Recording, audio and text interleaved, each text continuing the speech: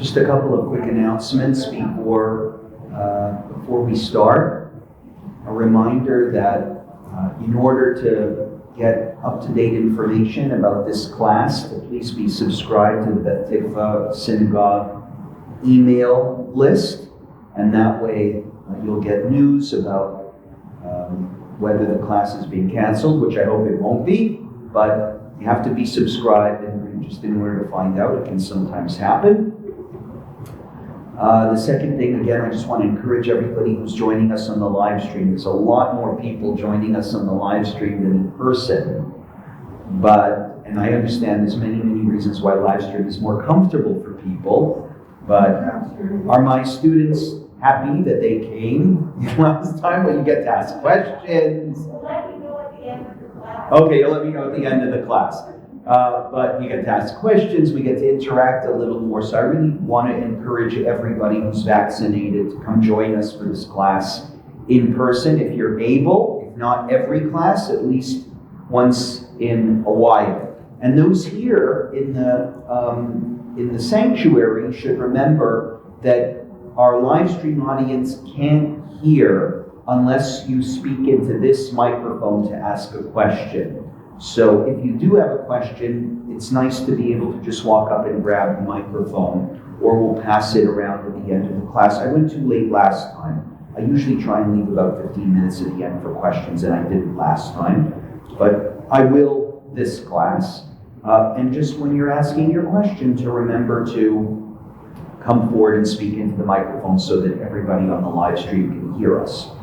We are still in the 12th chapter of the book of Exodus. So those here in the sanctuary have the convenience of a chumash right next to you. If you'll turn to the 12th chapter of the book of Exodus in your chumashim, someone that can announce the page if you have it. And those who are joining us online, if you have a chumash at home, open up to Exodus chapter 12, where you can certainly open up a website that has the English version, or better yet, English and Hebrew version of the Torah. Just type in Exodus 12 into Google, and it should come up verse by verse. Okay, does anyone have the page for in the Eitz Chaim? It's 380, page 380. Just a quick review of where we left off last time. We learned that Passover is not just another Jewish holiday. It is the central holiday upon which all of Jewish life, you might say, is based. Because not only is it the myth that, again, when I say myth, I don't mean that it's not true. I mean myth as in the central story that animates Jewish life, the Jewish life cycle, Jewish traditions, our observances, our prayers, but also that the entire calendar year is pinned to Pesach. Before the holiday is introduced in the Torah, remember this is a conversation. Everything we're reading today is a conversation between God, Moses and Aaron, and the Jewish people that occurs between the 9th and the 10th plague. And before God says, there's something really important that's going to happen tonight that you're going to observe for the rest of time, God says, HaChodesh Hazeh, this month shall be for you, Rosh Chodashim, shall be for you the first of all the months. The establishing of a particularly Jewish calendar is foundational to the creation of Jewish peoplehood, which I would argue also occurs in this story at this time. And it's evident because it's the first time the Torah refers to the Jewish people as the Jewish people, or Adat Yisrael. Speak to this group that has now become a collective, that has now become a people, and say, key to your liberation will be the establishing of a Jewish calendar. Now, there's something I forgot to mention last class of the calendar when we talked about this, which is why I just want to return to it for a second. We know that at the beginning of chapter 12, God says, this is going to be the first month for you. So all of the months will be counted from the month of the Exodus from Egypt.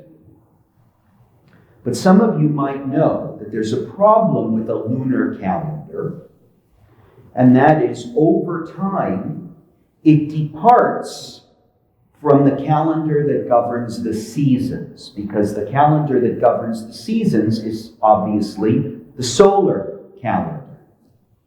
So over time, this month would become a month celebrated in summer, in fall, in winter.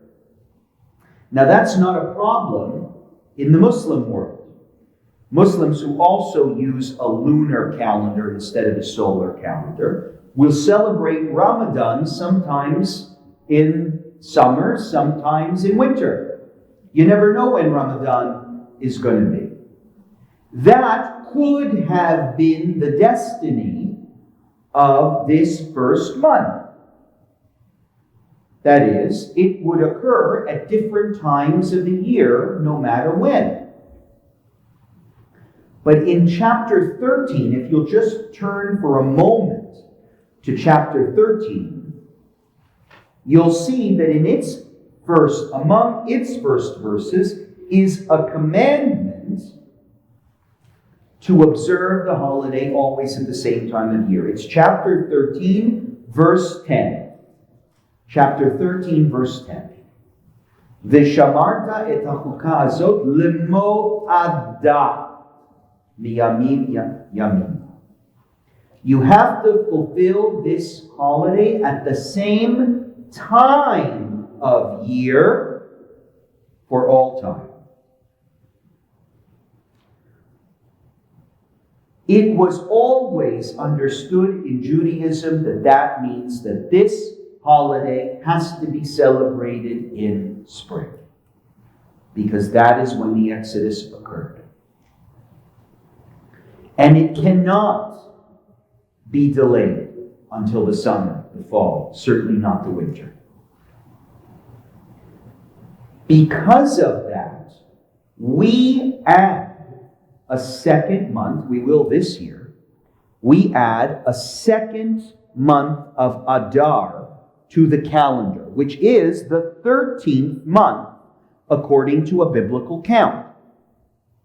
If the month of Nisan, which is known in the Torah as the month of Aviv, the month of spring, if the month of Nisan is the first, then Adar is the 12th. It's the last month. And we add an Adar Sheni, a second month, just so that over time, Passover always remains in the spring. Some of you who are familiar with the Jewish calendar, this is obvious, but I'm saying this because some of you might not be familiar. And we're going to get to the second month of Adar this year, and now you'll know why. The whole reason that month exists is to preserve Passover in the spring.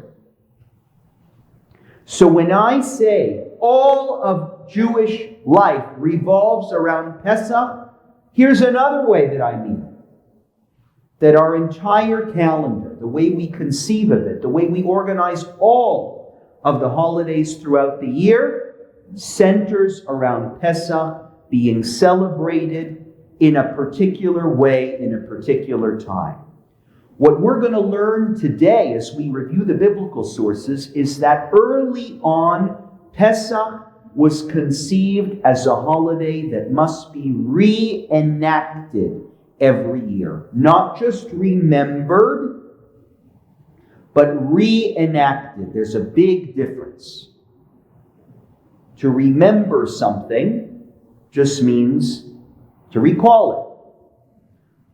To reenact it means using actions, props. We bring it to life. And one of the ways it's brought to life is by matching the setting to the way the setting was originally in the first Passover. So, for instance, we learned that the first Passover was celebrated in the home. This is one of the tremendous innovations of Passover. In a world where ritual and religion was often confined to the temple, the word bayit and Beit Avot, family and home, emphasizes that the original Passover, like all others, will occur in that context. Family and home. Why? Because we're going to celebrate Pesach. Let me rephrase that. We're going to reenact Pesach in the way that it was originally conceived. Or not conceived, originally commemorated. It was more than conceived. And another way we do that is by making sure that the world around us looks the same, as much as possible, as the world would have looked at the time when our ancestors were liberated. That means if they went out in the spring, we make sure to celebrate our Pesach in the spring.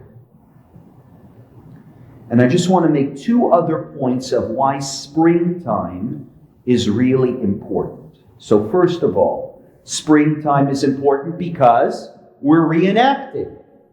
It happened in the spring, so we have to celebrate it in the spring. But there's other reasons too. If it's true, what I submitted to you, that Pesach is the birth of the Jewish people, that we become a people on the eve of this holiday. And I think it is true. I really think it's true. I think it's actually obvious. Well, what season is most appropriate for celebrating birth and rebirth? Why is it that Easter, which is celebrated with those eggs, a symbol of birth, is also celebrated in the spring? Because this is the holiday where the world is born again. And so the birth of the Jewish people matches, it fits perfectly with the season that's going on outside. The season that we're seeing in the world. Does that make sense? Right? Pesach, spring, go together really well. Rebirth, rebirth. And one more point I'd like to make about the importance of this holiday being in spring. Spring is also the holiday where we start venturing outside again, at least in the northern hemisphere. Going outside. Does that sort of work for you with the theme of liberation? What did God do? He brought us out. Vehotseti, I brought you out of Egypt towards a promised land. Well, this is the season. Not this. This is not the season. In a few months, it will be the season of going back outside again. The season of the Hotseti, the season of leaving, departure. People go to Israel in the spring. That's the most popular time when people visit Israel. It's the time when the country is the most beautiful. So the idea of leaving our homes, going to a promised land, commemorating the holiday in the very season that it had occurred historically, and noticing the rebirth in the world and capturing it within our own observance of our national rebirth. It's all aligned. Do you agree? I hope you do. Part of what I'm trying to convey in this class is just how we don't maybe appreciate how beautiful and radical and well conceived this holiday is. The pieces fit together in a particular way that sometimes we miss. So I'm helping through this class to draw our attention to those features.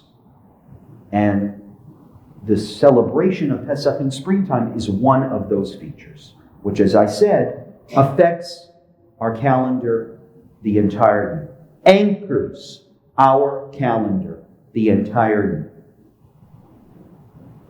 You with me? Okay. So we're going to continue now back into chapter 12 in the verse we left off. We finished off with verse 7, which talked about the blood being put on the lintels of the doorposts. The sign, I argued, not necessarily for God, who knows where the Jews live, presumably, but the sign of the doorpost, the blood on the doorposts, is that's our sign. It's not a sign for God. It's our sign of faith. That you might say echoes what? Modern Jewish observance that occurs on the doorposts of our house? Yeah. So that it's not clear. The Torah doesn't say you're putting up mezuzahs in order to remember the blood on the doorposts. But it's hard to miss the connection. It's our doors that declare who we are and what's important to us. And that's been a symbol that we have perpetuated through the mezuzah. Okay? We're on verse 8. Ve'achlu et habasar balayla hazet sliesh umatzot al merorim yochlu. Let's spend some time on this verse. They shall eat the flesh that same night. They shall eat it roasted over the fire with unleavened bread and with bitter herbs. This verse introduces to us one, I think, brilliant aspect of how Pesach will be commemorated, how it will be observed, how it will be reenacted. One of the powerful ways that memory is sparked is with food. Certain flavors, certain dishes bring emotions, bring back memories. That is known to the Torah. And we're introduced here to the idea that Pesach will be commemorated by introducing certain foods that symbolize is not a strong enough word. We say they symbolize things at our seders, but they do more than that. They turn on parts of our consciousness, awaking them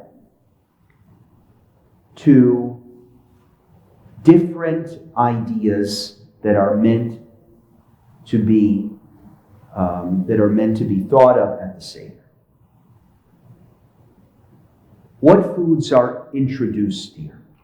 The first one, ve'achlu et habasar balayla hazet sliesh. Fire roasted meat. What's the meat? That meat is the meat from that lamb that was sacrificed, that was kept in the home from the 10th of the month to the 14th of the month. You remember that?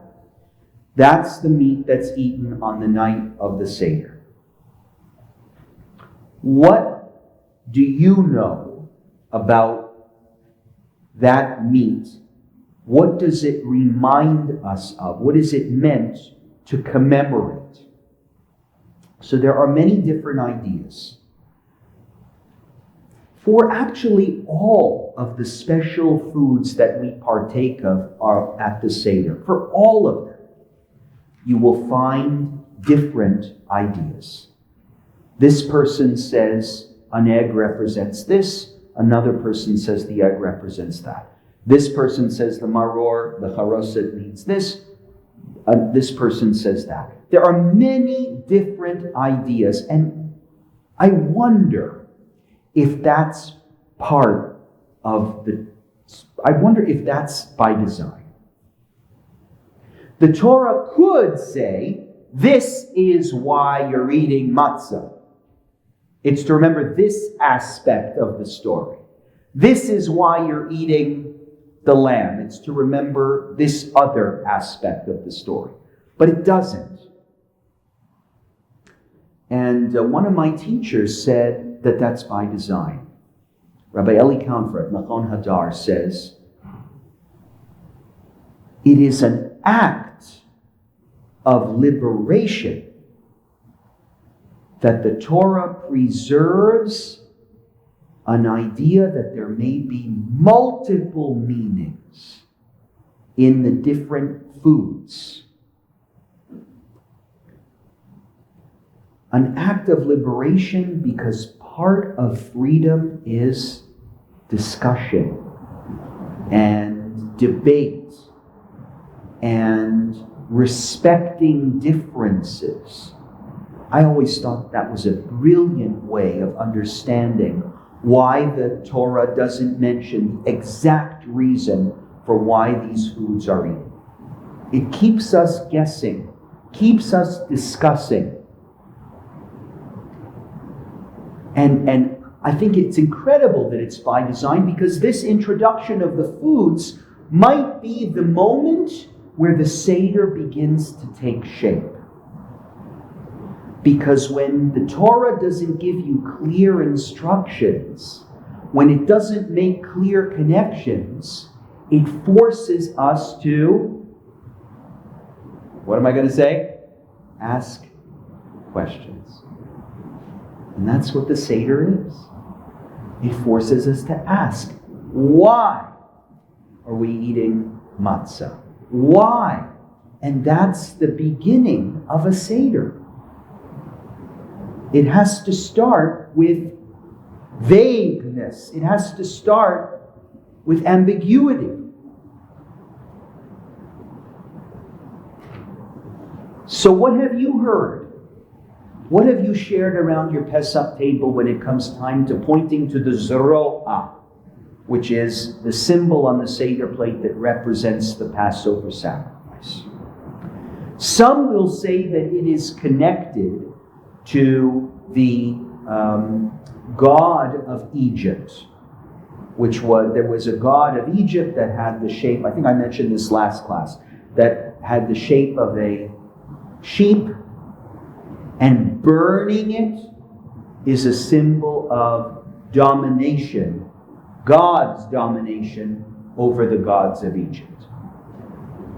That very well could be. Now, it could also be just a sign of sacrifice. Thanksgiving sacrifices we know this from even earlier stories in the Bible, that a way you show your appreciation to God for deliverance is by making a sacrifice. So maybe that's all it is. It's a symbol of gratitude. For me, this symbol begins to take shape only, this is my own conception of it, the symbol of the sacrifice only begins to take shape in time. That is, at that moment, the moment of the first Seder, maybe it wasn't clear why that sacrifice was being offered and why it had to be burned. But later, and you'll see as we get through the story, when that act of sacrificing a lamb on the altar becomes the most important affirmation of belonging to Jewish peoplehood all year, it's almost in retrospect that it begins to take shape. And obviously that's done at the altar, a central location, burned on an altar. So that might explain why even on the first Seder, the commandment was not to eat the Passover sacrifice raw, even though you were in a rush, but to burn it. Why? Because it will offer a retrospective. Does that make sense? In time, when that act becomes this, God plans things out with the lens of all time. So when that becomes the central defining act of Jewish peoplehood, we'll be able to look back to the first Seder and say, see, we're eating the same thing that our ancestors ate. Roasted lamb on the fire.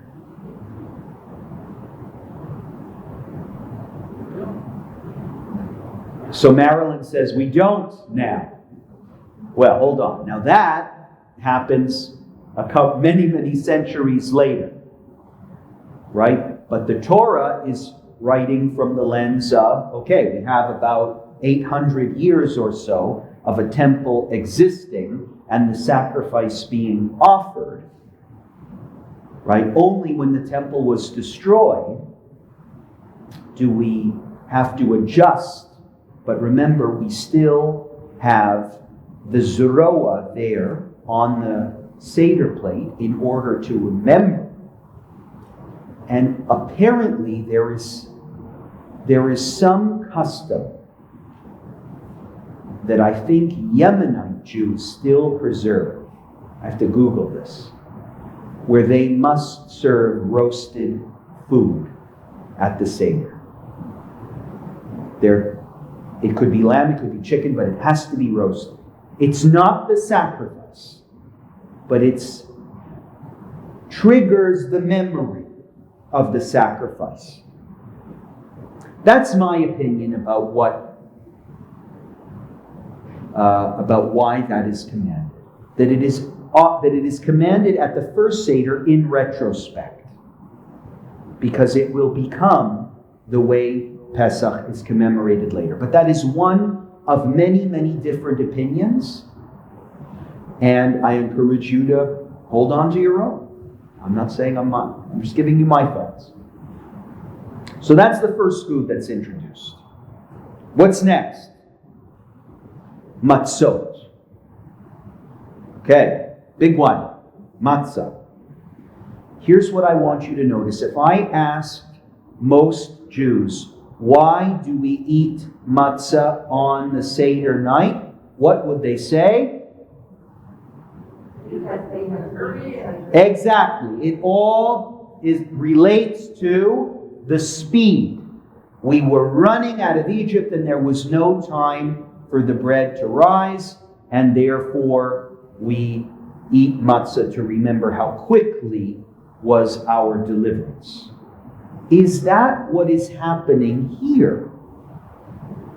Matzah, notice, is commanded before.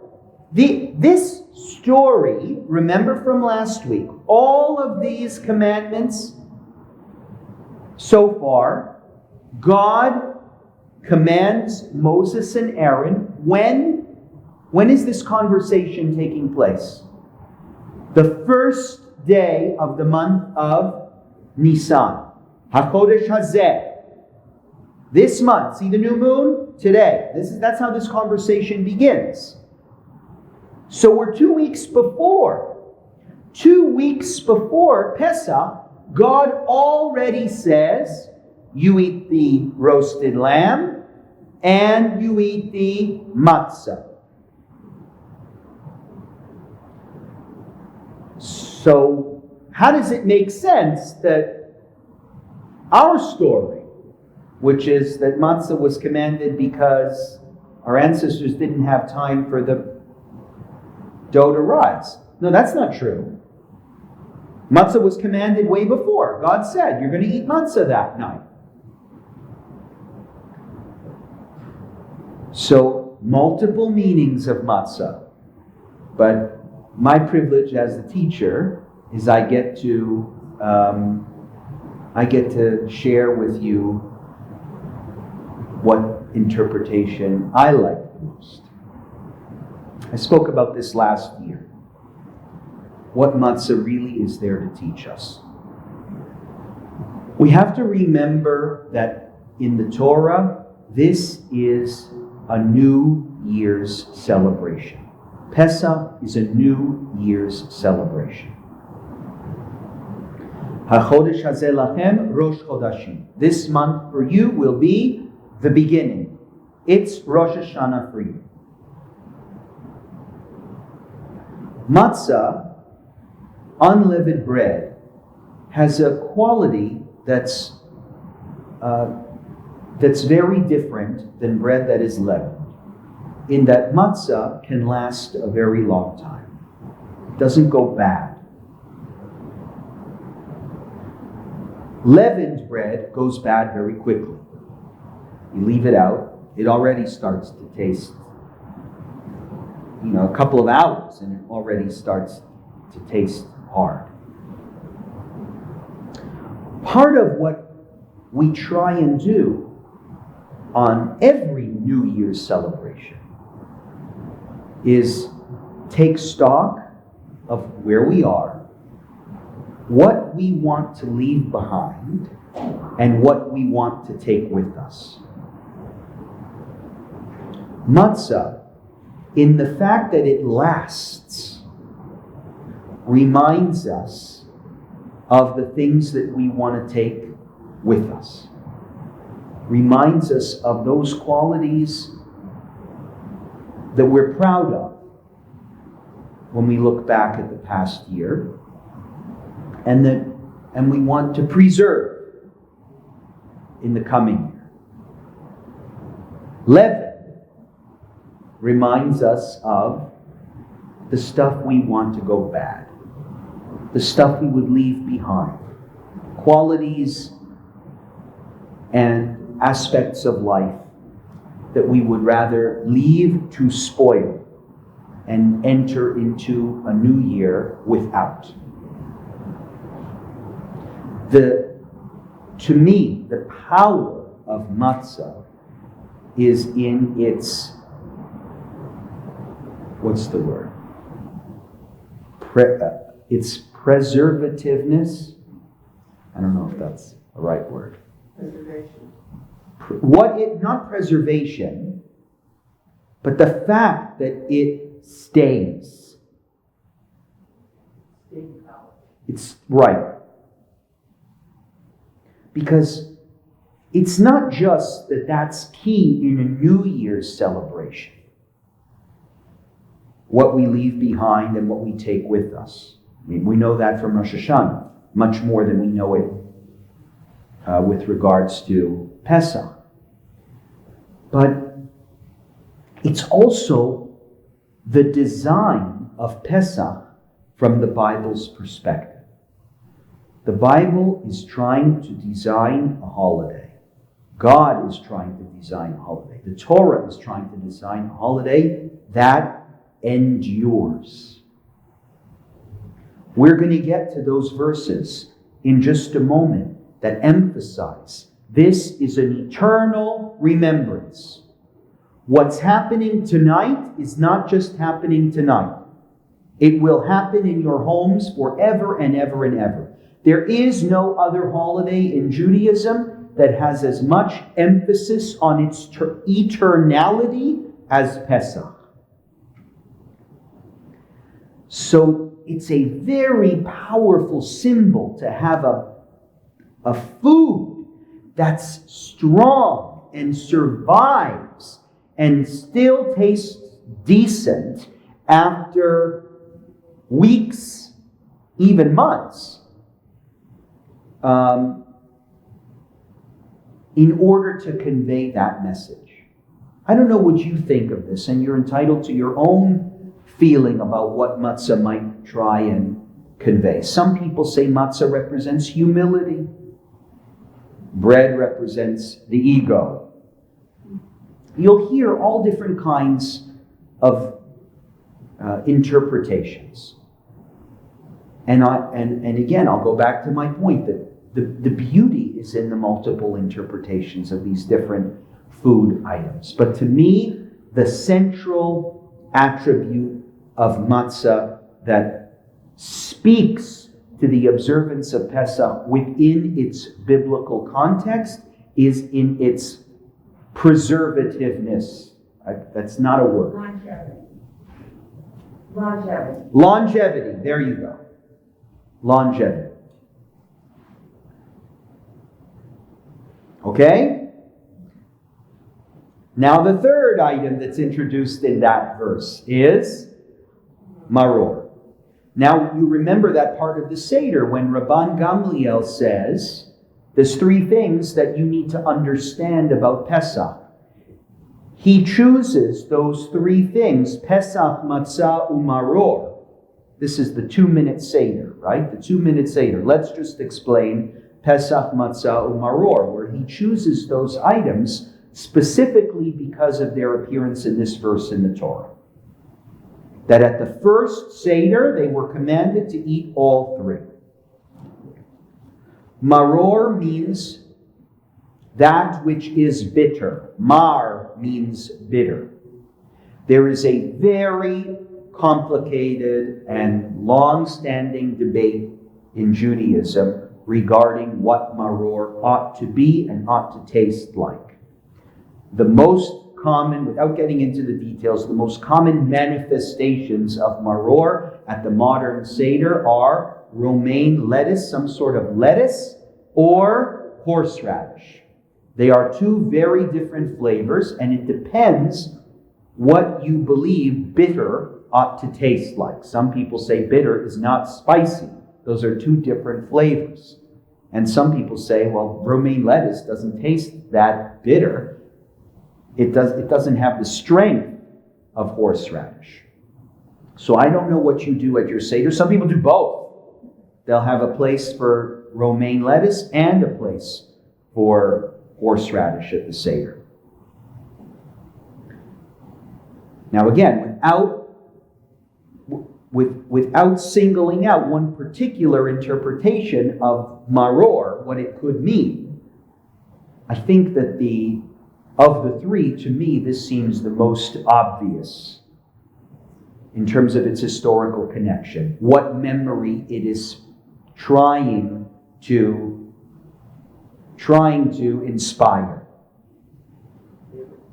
Slavery, the bitterness of life in Egypt, right? One must taste a little bit of a painful taste, of a strong taste, something that you want to reject.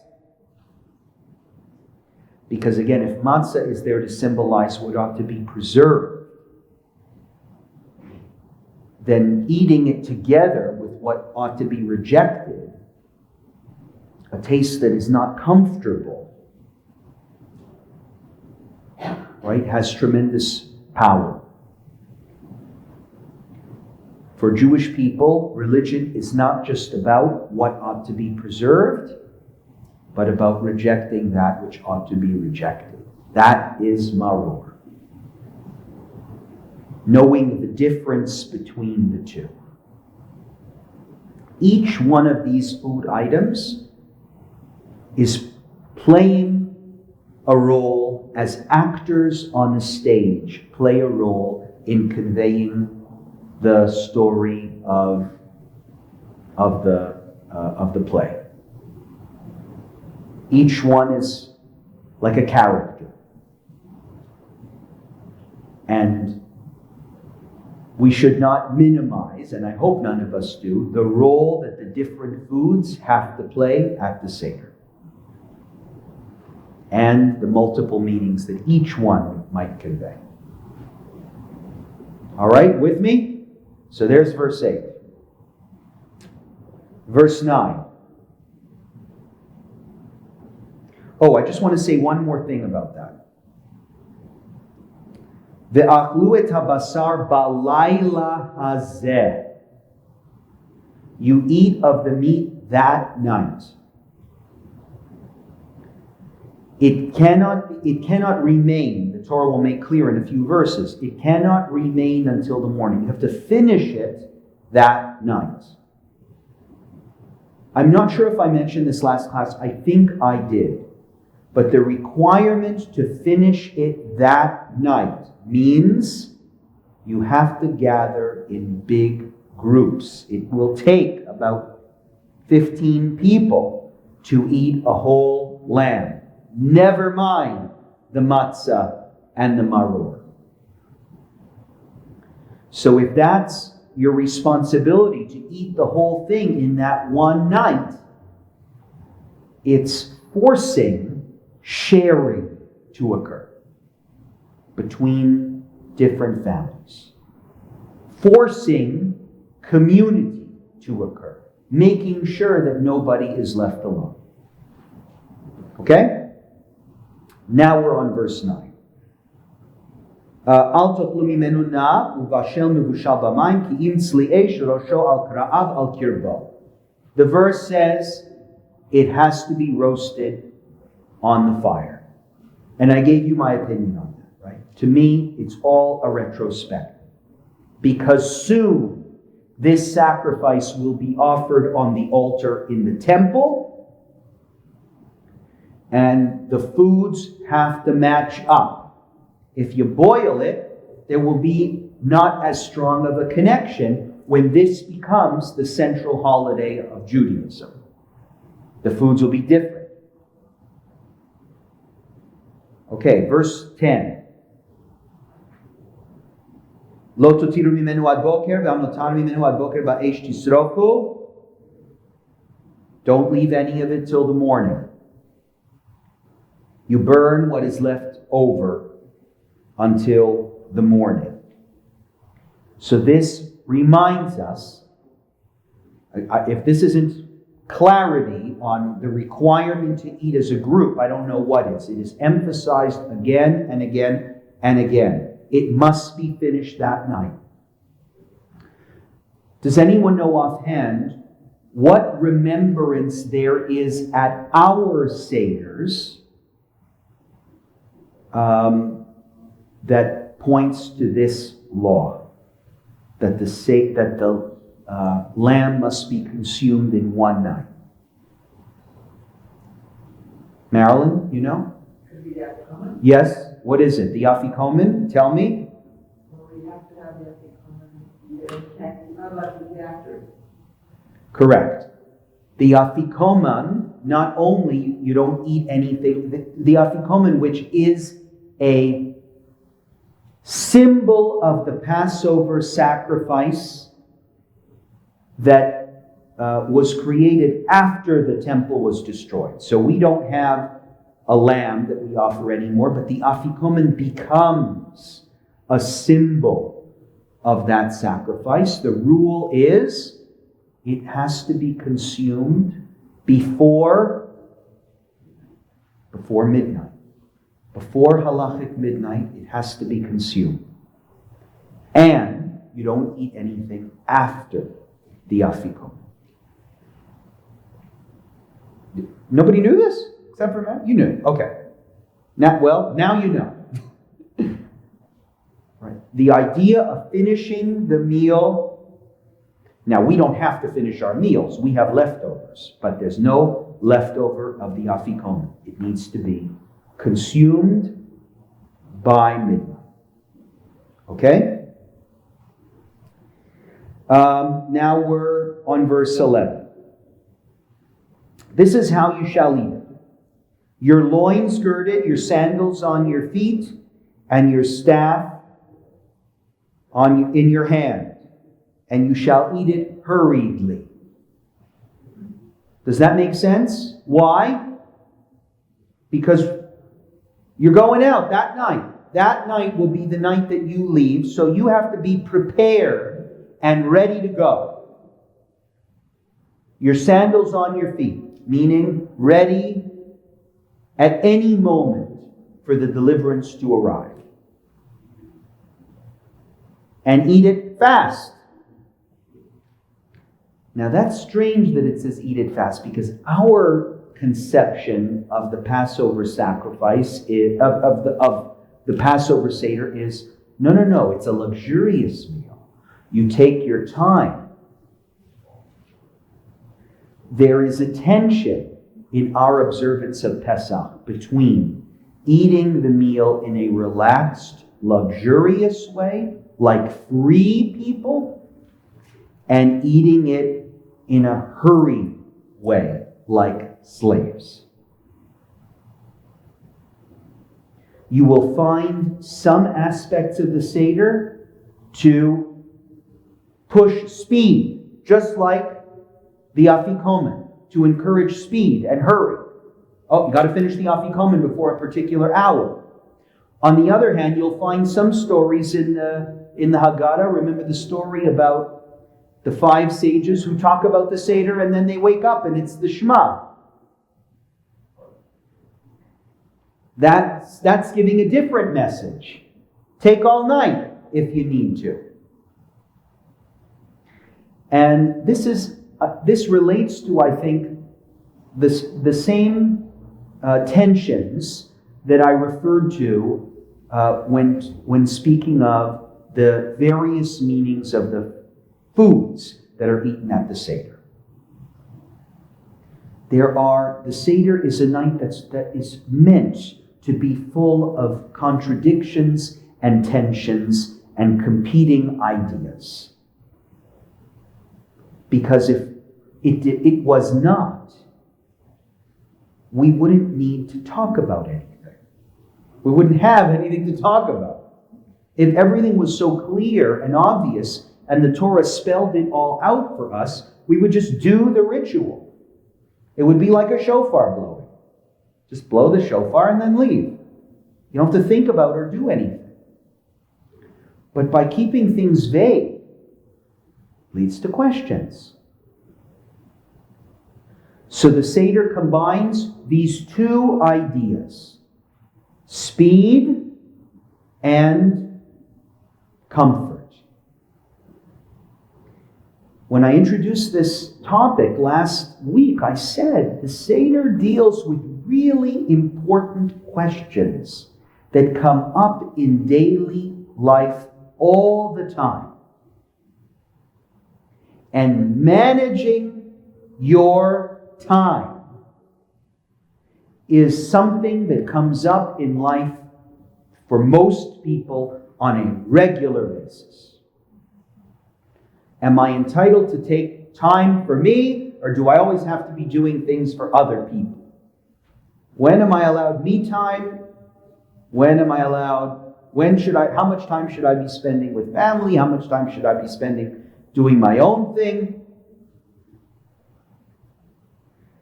So no wonder if the idea of the Seder is to talk about the important issues that people face on a daily basis and discuss them and play them out and think about their relationships to the concepts of freedom and slavery and management of time is definitely related to those concepts.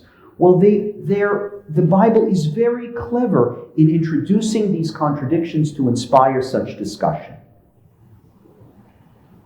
And saying that there's a speed to which you have to eat, but at the same time, you should feel free when you eat, is something that at least I can relate to. That tension is an idea that I can really relate to. Eating dinner in a hurry, but at the same time saying, but who owns my time? And aren't I free to do what I want with my time? I mean, these are the tensions of life. Okay, so that verse reminds us that there's a speed to which the meal must occur, and it introduces Pesach, that word which we have not seen yet, into the chapter, into the whole Torah. Pesach hu Lashem. Pesach hu.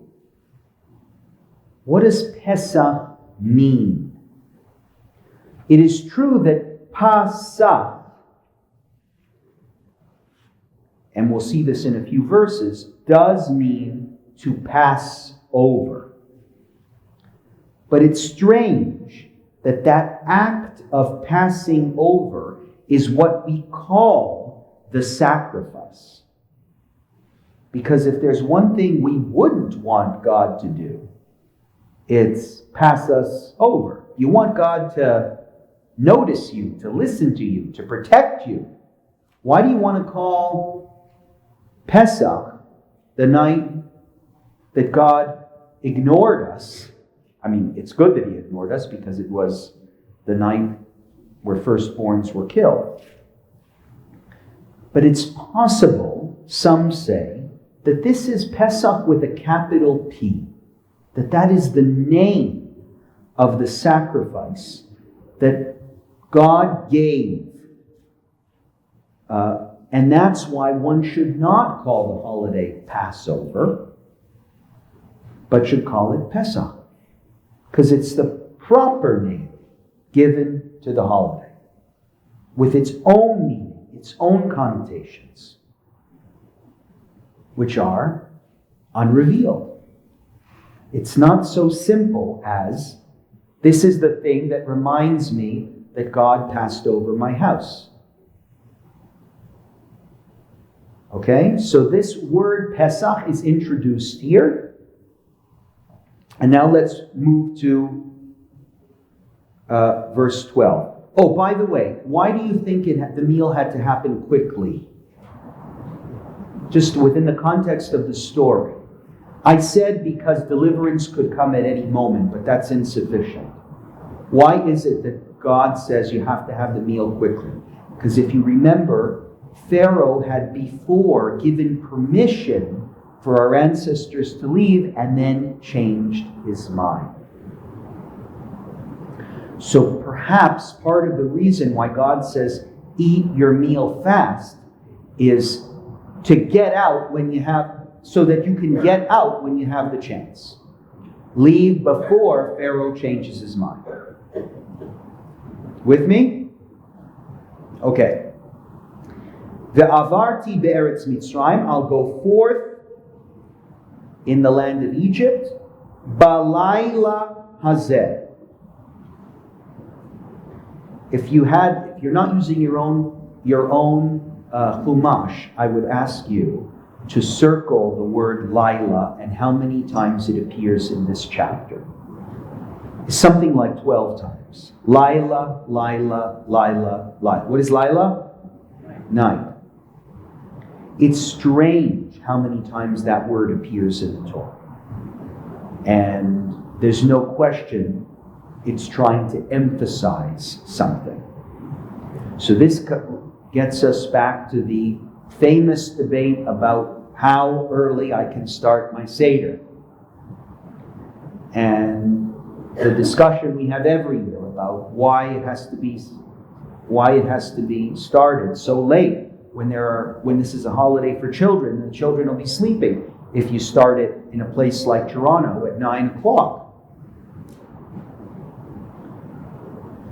I don't want to address that question now. I just want you to see that the idea of Pesach being celebrated at night is not some late medieval development that has to do with, people's working hours in the Middle Ages. It relates directly to the way the story is presented in the Bible and the emphasis over and over again that everything occurred at night. Both the original Passover, that is the original meal, the original Seder, and the Exodus itself. Pharaoh saying, get out. All happened at night. We'll see that in a few verses.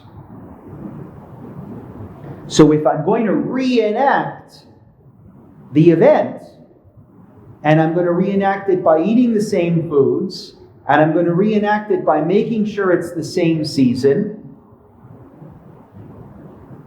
What's another way that this is reenacted?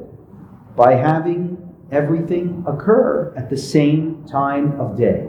The central features of the Seder be celebrated and reenacted at night, to feel what it must have been like that night. Now, just like I said, well, there's a message in spring that relates to Passover, right? Rebirth, going outside, relates to Passover. What do you think is the message of night time? Nighttime, particularly midnight. Because we're going to see in a few verses it says, Vahi b'chatzi halayla. It happened all at midnight when the angel of death came. So, what is it? Use the microphone if you can. What is it about nighttime that speaks to a theme at Pesach? What are we trying to convey here? Midnight. Anyone have any idea? You don't have to get up. I'll repeat it if you suggest something. It's the darkest time, and a new day starts. It's the birth of a new day at the darkest time. So that's very good. Marcy says it's a new day, and it's the darkest time of day. So who cares that it's the darkest time of day? What does that mean, that it's the darkest time? Well, they're leaving. So they're leaving the place that's so dark and they're going into. Very good. So the theme of leaving the darkness and beginning again. A new day, at least according to the sun, begins at midnight, and a new beginning occurs. Excellent. The end of one period of time and the beginning of a new period of time. But you said something else. It's in the middle. So some commentators will say that that midnight is a supernatural time. It doesn't belong to yesterday or today. That is the precise moment of midnight, 12 o'clock a.m., is a time above the laws of nature, when you should expect miracles and supernatural things to occur. But it is also a time that distinguishes between the end of one period of time and the beginning of a new period of time. And I'll add another important interpretation. For Egyptians, the sun was God. Ra, it's the famous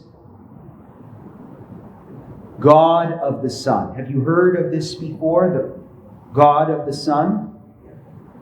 And what did God just say about how the Jewish people are going to run their calendar?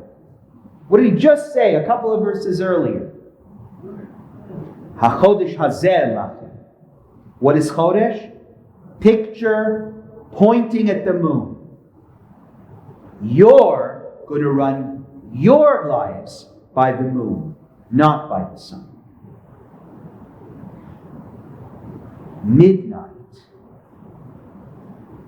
is the time, Laila is the time when the moon dominates the sun. So think of the message that's trying to be conveyed. It's the time when the God of the Jewish people defeated the God of the Egyptians. The sun has disappeared. And only at that time do we leave Egypt, when the sun is gone, when the Egyptians are gone. Remember that this story, and it will become more explicit again in the coming verses, but it's in the Haggadah as well, is not just the story of a people that has been liberated physically, but the story of a spiritual liberation. When Moses and Aaron asked Pharaoh to let the people go, he says, let us go so that we can worship God. We forget that second part of Moses and Aaron's request. Let our people go so that we can worship God. After the plague of, I think it was hail, Moses and Aaron say, let us go and make a holiday to the Lord. Egyptian bondage was not just about physical servitude, but about our ancestors unable to realize their spiritual potential or worship the way they wanted to. They were being dominated by foreign gods. So it makes sense that the great God of Egypt, the God of the sun, be expelled when the liberation, i.e. the dominance of the Jewish people over the Egyptian gods begin to be realized. There's no question that in the Bible, the Exodus from Egypt is not just a people being liberated, but it is the victory of the Jewish God over the Egyptian idols. So to me, this all happening at night is core to the story and very purposeful. Just like spring having its core purpose, night has its own purpose. I'm not telling you what you should do with kids at the Seder, but I hope this helps understand why that debate is important. Yes, Marlene. The fact that it happens at night is actually also an affirmation of faith in God, because night was considered a time of danger. And the fact that they were going to undertake this celebration and this exodus from Egypt during the night means that they had to put their faith in God. Right. So your comment is that night is a time of a fear. Halloween next week, right? Night is a time where we're scared, where God can seem absent. And our ancestors had to put their faith in God at that very time. Right? That could very well be that night represents faithlessness. This is Elie Wiesel's famous book, Night, right? When God was not there. But in the story, this is when God appears. The greatest of plagues appears in the midst of darkness.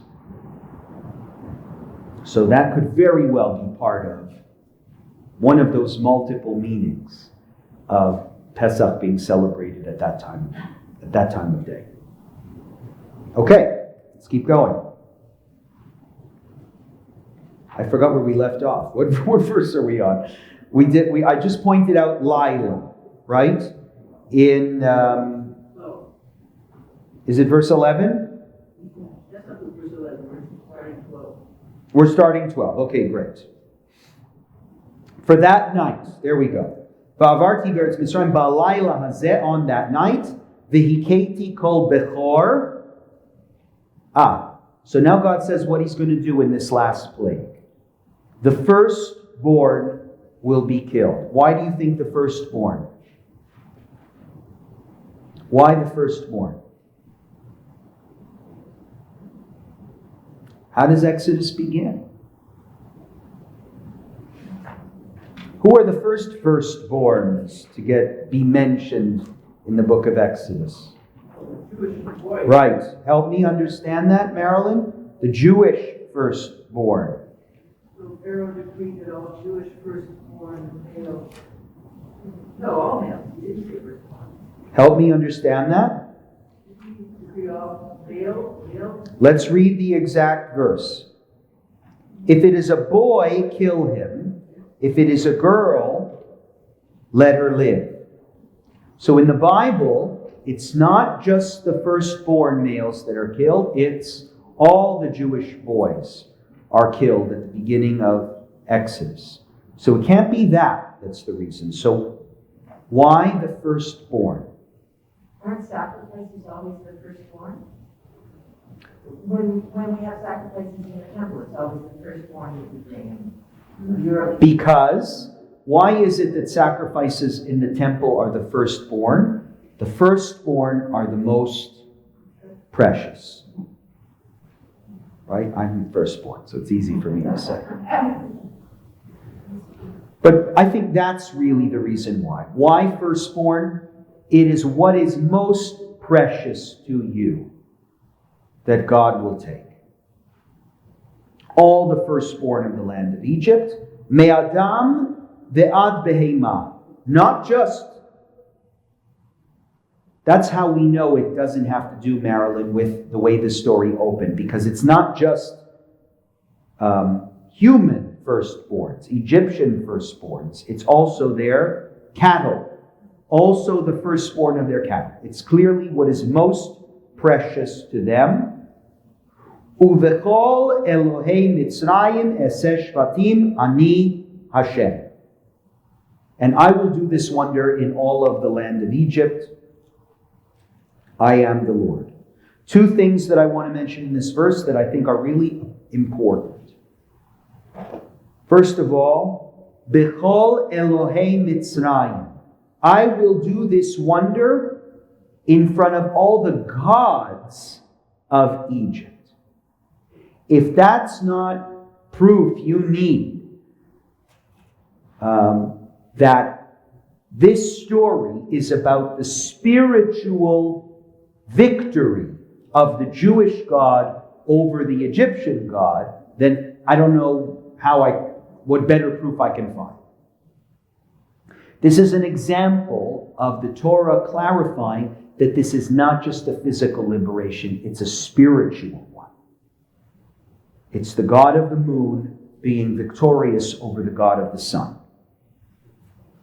I will do this wonder and show that I am stronger than you. And then God says, Ani Hashem.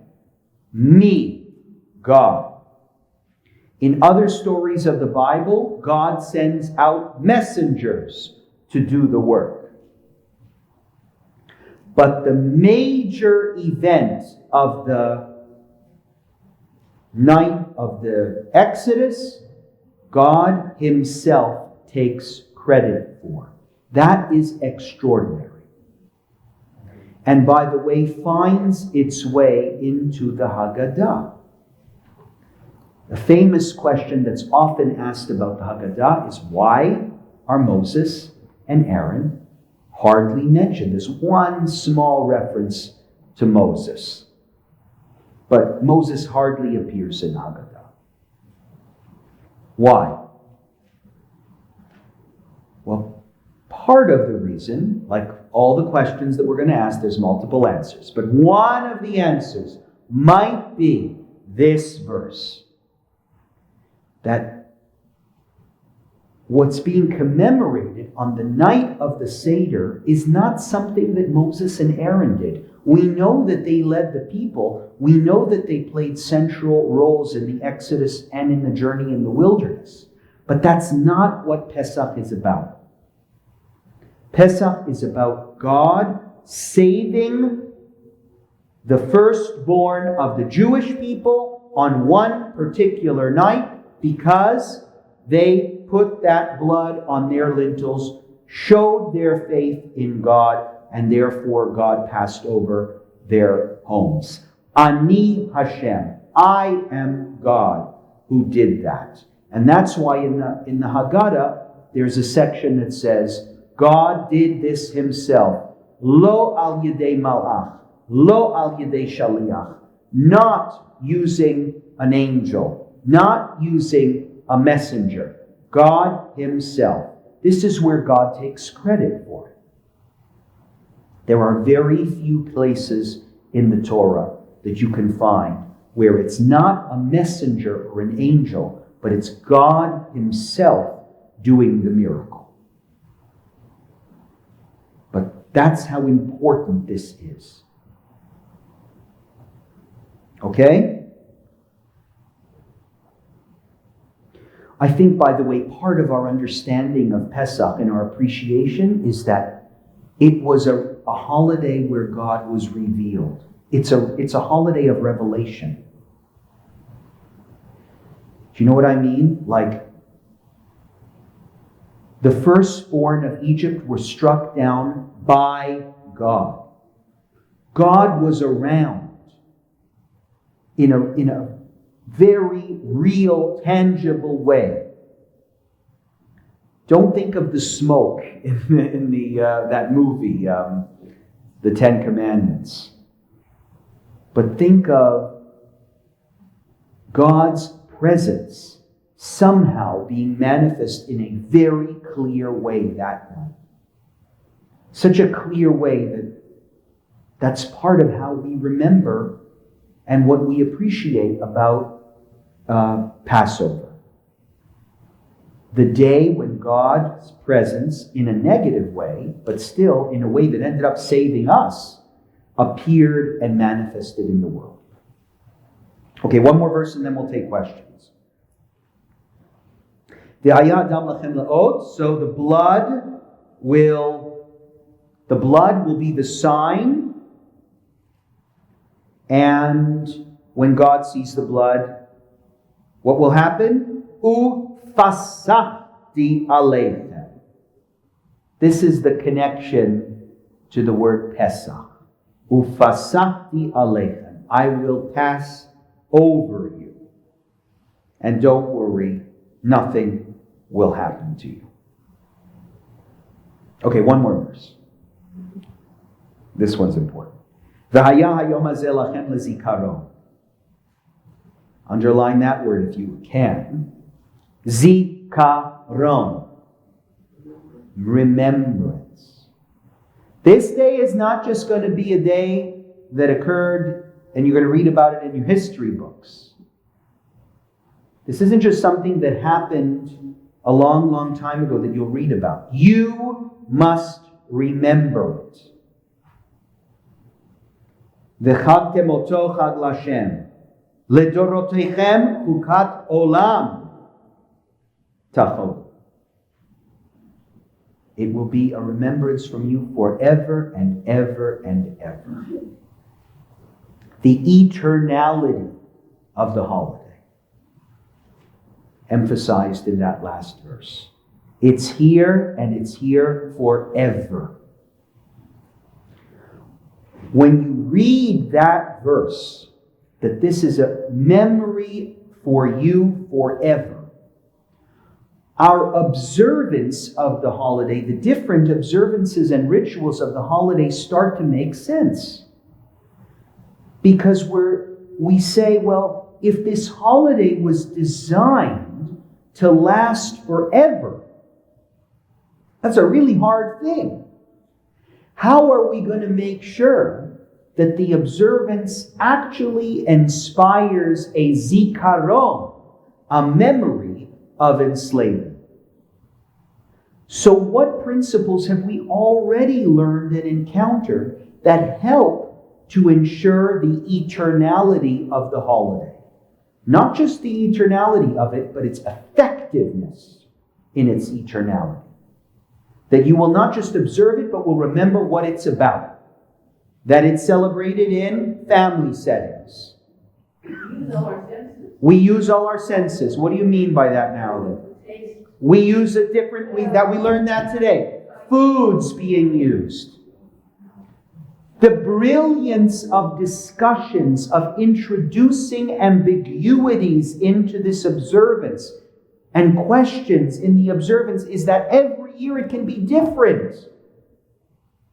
If you're just reading the same thing every year, it won't be as effective because after a few years you'll tune out. You'll know it already by heart. It will become ritualized. And what becomes ritualized becomes history, not memory. Memory needs active remembrance. I need the brain to think in new ways, different ways, to be jolted to the left, to the right, up and down. That means creating an observance full of questions. Introducing different foods. Concepts that are not clear, but that introduce tensions that are modeled after tensions that we experience in life, to which there are no easy answers. Those are the kinds of conversations that can change from year to year to year, and that's very powerful in effecting memory, in making the holiday relevant year to year. And what else did we learn? So family and the home, and sharing, and making sure that nobody's alone, so that maybe there's somebody new at the table. And there's one big thing that we're going to learn next week. If this is a holiday that's designed to last forever, we have all of these different aspects of its observance that are there to ensure that its effectiveness remains through time. But maybe the biggest one of all is its focus on children. We didn't get to it. That's next week. But you will see how the Torah itself mandates that children be at the center of the holiday. We take that for granted year after year. But we shouldn't. It is not at all obvious that children should be included in this holiday so far, correct? There's been no mention or real purpose at placing children at the center of the holiday. But to think about before we meet next week, and maybe this will be my opening question next week. Why might putting children at the center be effective in transmitting the eternality of the holiday? Why is that so smart?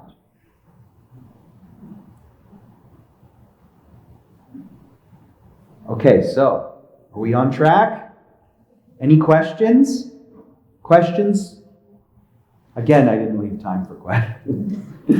But anything from this group that's popped into your minds from this discussion? Isn't it a smart custom to actually get up and gird their loins and have a staff in their hand and they walk around the table like this here? I've heard that. Marilyn's question is, do Sephardim walk around the table and gird their loins and put their sandals on and walk around? It's very possible. I'm not sure, but I'm going to look it up. It's very possible.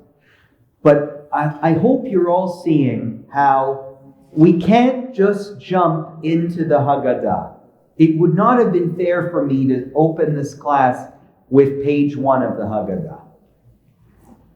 The Haggadah develops in time, but is rooted in the Torah's commandment of Passover.